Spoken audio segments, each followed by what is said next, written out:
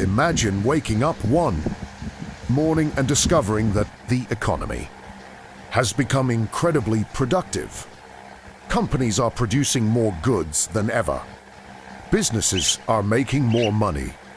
Artificial intelligence is writing code, analyzing data, creating advertisements, answering customers, designing products, and performing tasks that once required entire teams of people. Productivity is exploding. The economy is growing. But there is one strange problem. There are fewer jobs. So here is the question. What happens if artificial intelligence creates a richer world without creating enough jobs for everyone? This sounds like science fiction, but economists are already studying parts of this possibility because artificial intelligence is changing the way companies organize work, the skills they demand, and the amount of output workers can produce. And the biggest economic question may not be whether AI can replace workers. The bigger question is this: if machines can produce more with fewer people, who gets the money? To understand why this matters, imagine a simple factory. 30 years ago, that factory might have needed 100 workers to produce 10,000 products. Then computers arrived. Automation improved. Robots entered the factory. The company needed fewer workers, but production increased. That sounds like a problem for workers. But historically, something else happened. New industries appeared. New businesses were created. New jobs emerged. Workers moved from declining industries into expanding ones. And consumers spent their higher incomes on new products and services. This process is one of the reasons technological progress has historically increased living standards. But artificial intelligence introduces a new complication. Previous technologies were often better at replacing physical labor. AI can increasingly perform cognitive tasks. It can write. It can translate. It can summarize documents. It can analyze information. It can generate software. It can assist with financial analysis. It can create images and video. And it can perform many tasks that were previously considered highly dependent on human intelligence. That doesn't mean all of these jobs are going to disappear. In fact, the evidence is much more complicated. Some workers may become more productive because they use AI as a tool. A software developer with AI assistance may be able to complete work faster. A lawyer may be able to analyze documents more quickly. A financial professional may process information more efficiently. A small business owner may be able to perform marketing tasks that previously required an entire agency. So AI can increase the value of a worker. But there is another possibility. If one worker using AI can do the work previously performed by 5 workers, the company may eventually decide that it needs fewer employees. And this is where the economic problem becomes much bigger. Because an economy does not survive simply by producing things. It also needs people who can afford to buy those things. Think about it. Imagine a company develops an incredibly powerful AI system. The company uses it to produce twice as much output with half as many workers. The company's productivity rises. Its costs fall. Its profits could rise. Its stock price could rise.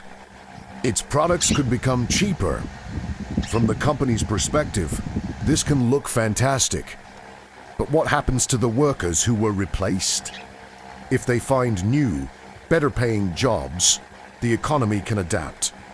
If new industries absorb them, the transition can be manageable. But what if the transition is faster than the creation of new opportunities? Now, we have a completely different problem. The economy could become more productive, while a growing number of people struggle to maintain their income. And that creates a strange contradiction.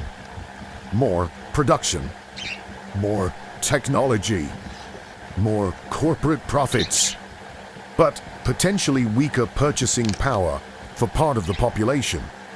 This is why the AI debate is not simply about technology. It is about income distribution. Who owns the machines? Who owns the AI models? Who owns the companies? Who owns the data? Who owns the computing infrastructure? And who receives the economic gains? If the gains from AI are broadly distributed, the result could be extraordinary. Imagine a world where AI makes education cheaper, healthcare more efficient, transportation safer, software almost free to produce, scientific research faster, and millions of businesses more productive. That could dramatically increase living standards. But there is another version of the future. A future where AI makes a relatively small group of companies and investors enormously wealthy, while millions of workers compete for fewer, high-paying jobs. That could increase inequality. And inequality matters because it can eventually affect the entire economy. The wealthy can accumulate enormous amounts of capital, but ordinary households are responsible for a huge share of everyday consumption. They buy homes, they buy cars, they pay rent, buy food, they travel, they purchase entertainment, they pay for education, they consume services. So, if technological progress dramatically increases production but reduces the income of millions of households, the economy faces a strange question. Who will buy all the products? This is not necessarily an immediate crisis. Markets can adjust, prices can fall, new industries can appear, workers can retrain, wages can change, investment can create new opportunities, and governments can change tax and social policies. But the transition could be painful, and history tells us something important. Technological revolutions do not affect every worker equally. Some workers become dramatically more valuable. Others see their skills become less valuable, and some occupations disappear entirely. That is why the future of work may not be about a simple battle between humans and machines. It may be about humans who know how to use machines versus humans who don't. Imagine two workers. Worker A refuses to use AI. Worker B learns how to use AI to perform the same job 5 times faster. The company may not need 5 workers anymore. It may need 1 worker who knows how to use the technology. That worker becomes extremely productive and potentially extremely valuable. This creates another economic effect. The demand for certain skills can rise sharply while demand for other skills falls. The IMF has already highlighted how new digital and AI-related skills are reshaping labor markets and wages. And this means education could become one of the most important economic investments of the AI era. But education alone may not solve everything. Because what happens if AI becomes capable of performing increasingly complex tasks? Achi saw me questions from: what should workers learn? What should humans do that machines cannot easily replace? Maybe creativity, maybe leadership, maybe trust, maybe physical skills, maybe human relationships. maybe judgment in situations where the data is incomplete, maybe entirely new skills that don't exist today. And this is where the future becomes difficult to predict, because every technological revolution creates jobs that were difficult to imagine before the technology existed.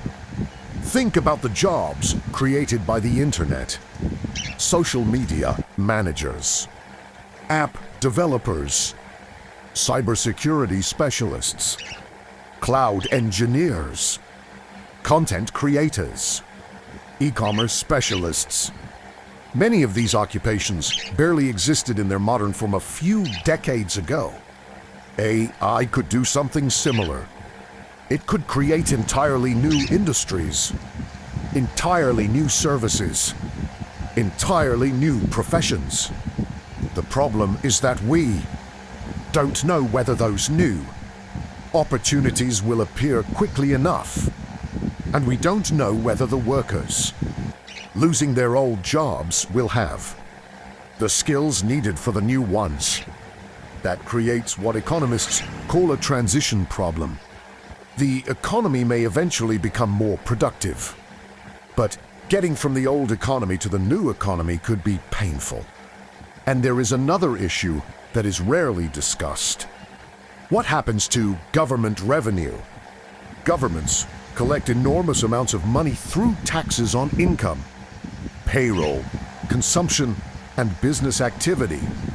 If millions of people earn less because automation replaces their work, governments could eventually face pressure on traditional tax systems.